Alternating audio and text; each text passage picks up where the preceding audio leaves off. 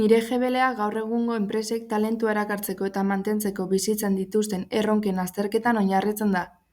Enpresek erronka hauei nola aurre egin jakiteko talentuaren kudeaketan oinarritzen den gida praktiko bat garatu da. Gida honetan edozein enpresek beraien talentua esparru hobetzeko aholkuak bilatu ditzake. Enpresek bizitzen dituzten erronka nagusiei dagokionez, besteak beste 3 erronka aztertu dira. Ugalkortasun tasaren jaitsierak ekarritako belaunaldi erreleboan zailtasunak, enpresek pertsonengan bilatzen dituzten konpetentzia bigun zein teknologikoak, eta belaunaldi berrien lan itxaropenak. Bestalde, Euskal Herriko enpresetan talentuaren kudeaketan ematen diren praktika berritzaileenak dokumentatu dira. Horretarako, Euskal Herriko enpresetako pertsonen departamentuak aztertzea funtsezkoa izan da. Azterketa hauetatik lorturiko emaitza guztiak gida barruan aurkitzen dira. Hauek lagungarriak izan daitezke pertsonen kudeaketarekin lorturiko praktiken informazioa eskuratzeko.